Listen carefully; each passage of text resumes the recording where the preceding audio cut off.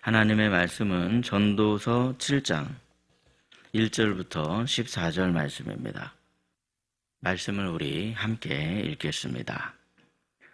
좋은 이름이 좋은 기름보다 낫고 죽는 날이 출생하는 날보다 나으며 초상집에 가는 것이 잔치집에 가는 것보다 나으니 모든 사람의 끝이 이와 같이 됨이라.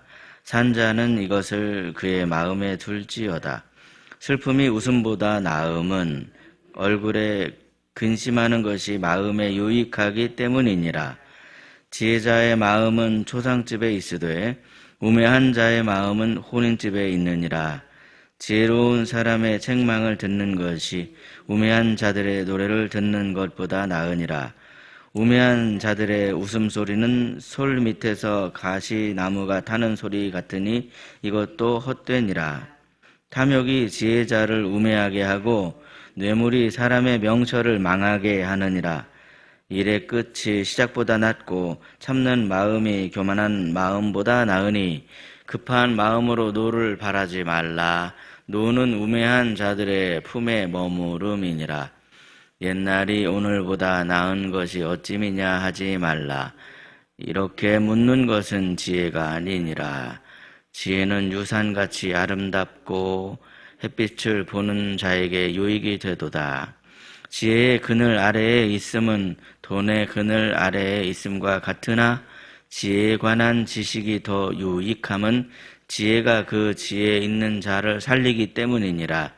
하나님께서 행하시는 일을 보라. 하나님께서 굽게 하신 것을 누가 능히 곧게 하겠느냐. 형통한 날에는 기뻐하고 곤고한 날에는 되돌아보아라. 이 두 가지를 하나님이 병행하게 하사 사람이 그의 장래 일을 능히 헤아려 알지 못하게 하셨느니라. 아멘.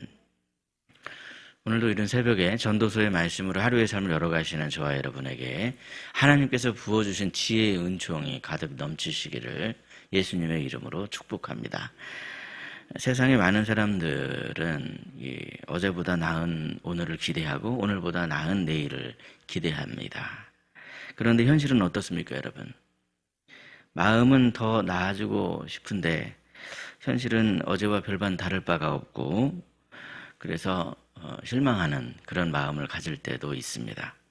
과연 왜 그럴까요? 여러 가지 이유가 있겠지만 그 중에서도 그 원인을 내 자신에게 찾는다고 한다면 버리지 못한 습관이나 내려놓지 못한 욕심이나 깨닫지 못한 무지가 우리의 발목을 잡을 때가 있더라는 것이죠. 오늘 본문의 말씀에서 전도자는 그러한 우리의 삶을 정직하게 되돌아보게 합니다. 그리고 이렇게 묻고 있죠. 어떻게 하면 더 나은 삶을 살아갈 수 있을까? 오늘 본문에서 세 가지로 이것을 정리해 보기를 원합니다. 첫째로 우리는 우리 인생에 마지막이 있음을 기억해야 합니다. 본문 1절과 2절 말씀인데요. 우리 본문 1절, 2절 말씀 다시 한번 읽도록 하겠습니다. 시작. 좋은 이름이 좋은 기름보다 낫고 죽는 날이 출생하는 날보다 나으며 조상집에 가는 것이 잔치집에 가는 것보다 나으니 모든 사람의 끝이 이와 같이 됨이라. 산자는 이것을 그의 마음에 둘지어다. 아멘. 지금 본문에서 전도자는 출생하는 날보다 죽는 날에 더 관심을 두고 있습니다. 죽는 날에 관심을 더 둔다니 이 말씀 처음 들으면 좀 낯설고 불편할 수 있죠. 왜 기쁜 날보다 슬픈 날이 더 낫다고 그렇게 말을 하고 있는 것일까요? 전도자는 우리에게 한 가지 사실을 가르칩니다. 인생에는 반드시 이 끝이 있다라는 그 사실입니다. 그러나 사람들은 이 사실을 자꾸만 잊어버릴 때가 많죠. 마치 영원히 살 것처럼 계획하고 지금이 전부인 것처럼 그렇게 살아갈 때가 많습니다. 그래서 자꾸만 이 방향을 잃어버릴 때가 많더라는 거죠. 하지만 지혜로운 사람은 다릅니다. 마음을 항상 이 초상집에 염두에 두고 그렇게 삶을 살아갑니다.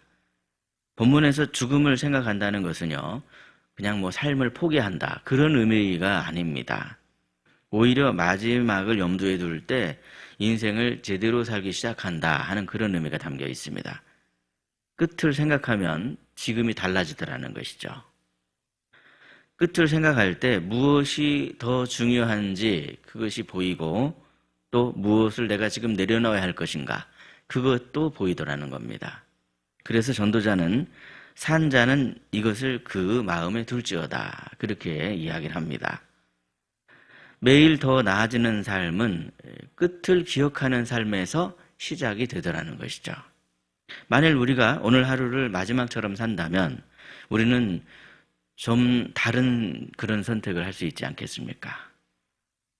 끝이 있음을 기억하며 오늘 하루 소중한 이 선물 같은 하루를 아름다운 선택으로 채워가시는 저와 여러분이 되시기를 예수님의 이름으로 축복합니다. 둘째로 우리는요, 욕망이 아니라 지혜를 따르는 삶을 살아야 합니다. 본문 5절 말씀인데요. 우리 본문 5절을 함께 읽겠습니다. 시작. 지혜로운 사람의 책망을 듣는 것이 우매한 자들의 노래를 듣는 것보다 나으니라. 아멘. 사람은 누구나 이 본능적으로 듣기 좋은 말을 더 좋아하죠. 누구나 칭찬받았으면 좋겠고 책망 받기보다는 오히려 이 위로하는 말, 평안한 말, 그런 말을 훨씬 더 듣기를 좋아합니다. 그런데 그러한 모습이 오히려 잘못된 길을 걸어가는 우리에게 독이 되는 경우도 있다는 겁니다. 본문에서 전도자는요, 지혜로운 사람은 책망을 듣는 사람이다. 책망을 들을 줄 아는 사람이다. 그렇게 말씀하고 있습니다. 왜 그럴까요, 여러분? 책망을 듣고 바른 길로 돌이킬 때 그렇습니다. 그러나 여러분, 우매한 사람은 바른 길로 돌이키라는 책망보다 그냥 지금 즐거운 것이 훨씬 더 좋다. 그렇게 생각할 때가 많더라는 거죠. 그런 분들은 꼭 설교를 들어도 어떻습니까, 여러분? 복음을 전하는 말씀을 들으려고 하기보다는 재밌는 말, 웃기는 말, 예화 이런 걸 훨씬 더 좋아하게 되는 경우가 많습니다. 그러나 본문 6절을 보시면 그러한 기쁨, 그러한 웃음은 솔 밑에서 가시나무 타는 소리 그렇게 이야기를 합니다. 시끄럽습니다. 따닥따닥 그런 소리를 내면서 탑니다. 요란하긴 하지만 금방 사라져버리고 남는 건 하나도 없는 그런 거라는 거죠. 유익한 게 없습니다. 본문 7절은요. 인간의 탐욕이 얼마나 해로운가 그것을 다루고 있죠. 탐욕은요. 지혜자를 어리석게 만들고 뇌물은 사람의 분별력을 어둡게 만들어버립니다. 탐욕은 지혜자를 이렇게 어리석게 만들므로 말미암아 무너뜨리게 되더라는 거죠. 우리는 탐욕을 정말 조심해야 됩니다. 많은 사람에게 존경받던 그런 훌륭한 명성도 탐욕 앞에서 얼마나 쉽게 무너져 내리는지 모릅니다. 그래서 본문 8절, 9절에서 전도자는 이렇게 말하고 있는데요. 우리 본문 8절, 9절 말씀 함께 읽겠습니다. 시작. 일의 끝이 시작보다 낮고 참는 마음이 교만한 마음보다 나으니 급한 마음으로 노를 바라지 말라. 노는 우매한 자들의 품에 머무름이니라. 아멘. 이 전도자는 끝을 생각하고 있는 지혜로운 사람이죠. 인내하며 겸손한 마음으로 매사에 잠잠한 사람이 복이 있는 사람이다. 그렇게 이야기를 하고 있습니다. 그러니 여러분 가만히 생각해 보시면 여기 이 성경 말씀을 통해서 종말이 있음에 그 끝을 깨달은 사람, 종말이 있다, 끝이 있다. 이것을 깨달은 사람이 얼마나 복이 있는 사람인가 그것을 우리가 생각하게 됩니다. 성경은요, 우리에게 종말이 있고 심판이 있다라는 사실을 가르쳐 줍니다. 마지막 날 끝날에 우리 하나님께서 심판주로 오신다는 거예요. 하나님을 경외하는 사람은요, 그러니 자신을 다스리지 않을 수가 없습니다. 저를 다스릴 수 있게 해주세요. 그렇게 하나님께 은혜를 구하지 않을 수가 없더라는 것이죠. 끝이 있음을 알기 때문에 그렇게 구할 수밖에 없습니다. 그러므로 단순히 세상적인 욕망을 따르는 그런 삶이 아니라 하나님을 알고 하나님의 말씀을 아는 지혜로 하나님을 경외하며 그 끝을 대비하시는 지혜로운 성도 여러분이 되시기를 예수님의 이름으로 축복합니다. 셋째로 우리는요, 하나님의 일하심을 신뢰해야만 합니다. 본문 13절 말씀인데요. 우리 13절 말씀을 함께 읽겠습니다. 하나님께서 행하시는 일을 보라. 하나님께서 굳게 하신 것을 누가 능히 곧게 하겠느냐. 아멘. 예, 이 전도자는 우리의 시선을 지금 하나님께로 돌리고 있습니다. 우리는 자꾸 상황을 볼 때가 많죠. 그래서 좋은 일이 생기면 기분이 너무 좋고 반대로 어려운 일이 생기면 기분이 나빠서 원망이 나오기도 합니다. 하지만 지금 전도자는 뭐라고 합니까? 하나님이 하시는 일을 보라. 그렇게 이야기를 합니다. 하나님께서는 때로는 길을 곧게 하시기도 하지만 때로는 굽게 하시기도 합니다. 물론 우리가 하나님께서 하시는 그 모든 일을 다 이해한다는 것은 어렵습니다. 하나님께서 하시는 일을 우리가 어떻게 다 이해할 수 있겠습니까? 그렇다면 과연 우리는 어떻게 해야만 할까요? 본문 14절입니다. 우리 14절 말씀 함께 읽겠습니다. 시작. 형통한 날에는 기뻐하고 곤고한 날에는 되돌아보아라. 이 두 가지를 하나님이 병행하게 하사 사람이 그의 장래 일을 능히 헤아려 알지 못하게 하셨느니라. 아멘. 예, 전도자는요, 좋을 때는 감사하고 어려울 땐 돌이켜 생각해보자. 그렇게 이야기를 하고 있습니다. 하나님께서 나에게 왜 이런 시간을 허락하셨는가? 지금 하나님께서 내 삶을 통해서 무엇을 이루고 계시는가? 그것을 생각해 보자는 겁니다. 하나님께서는 우리에게 형통과 공고를 함께 주십니다. 과연 하나님께서 왜 그렇게 모르게 만드신 것일까? 우리 앞에 형통이 올지 공고가 올지 우리가 알면 참 좋겠는데 하나님께서는 이걸 모르게 만드셨습니다. 왜 그렇게 만드신 것일까요? 사실 그 이유를 우리는 모릅니다. 왜 그것을 그렇게 두셨을까? 왜 형통과 공고를 모르게 우리 앞에 두셨을까? 그 이유조차도 우리는 모르지만 분명한 사실이 있습니다. 그게 뭐냐면 하나님을 의지하지 않는 삶보다는 하나님을 의지하는 삶이 훨씬 더 복된 삶이라는 사실입니다. 그래서 매일 더 나아지는 삶이란 모든 상황 속에서 하나님의 일하심을 신뢰하는 삶을 가리킵니다. 그러므로 여러분 생각해 보시면 더 나은 삶이라고 하는 것이 멀리 있는 게 아닙니다. 가까이 있습니다. 특별한 비결이 필요한 것도 아닙니다. 우리에게 끝이 있음을 기억하고 욕망이 아니라 지혜를 따르며 하나님께서 일하심을 신뢰하는 것. 이 세 가지가 바로 더 나은 삶을 살기 위한 방법이더라는 사실입니다. 우리는 자꾸 좀 더 많이 가지면 내가 나은 삶을 살 수 있을 거다. 돈을 많이 가지면 내가 더 나은 삶을 살 수 있을 거다. 이런 생각을 할 때가 많습니다. 하지만 성경은 뭐라고 말합니까?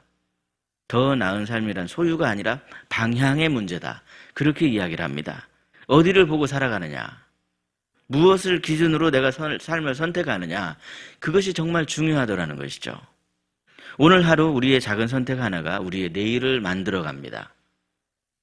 이전보다 더 나은 삶을 살아가고 싶다고 한다면 우리의 삶을 욕망이 아니라 하늘에서 주시는 하나님이 우리에게 주시는 지혜로 채워가야만 하더라는 사실입니다. 그러므로 날마다 하나님께 지혜를 구하고 그분의 일하심을 신뢰하심으로 말미암아 흔들림이 없이 더 나아진 삶의 방향을 향하여 한 걸음 한 걸음 나아가는 저와 여러분이 되시기를 예수님의 이름으로 축복합니다. 기도하겠습니다. 우리에게 지혜를 주시는 아버지 하나님, 말씀을 통해 우리의 삶을 비춰볼 수 있게 하시고 어디로 가고 있는지, 어떻게 살아가고 있는가 돌이켜보게 하시니 참으로 감사합니다. 주님, 우리의 삶이 더 나아지기를 소망합니다. 익숙한 습관에 우리가 무너지지 않게 하여 주시옵소서. 욕망을 벗어나지 못한 채 제자리 걸음을 하지 않도록 주께서 우리의 삶을 친히 인도해 주시옵소서.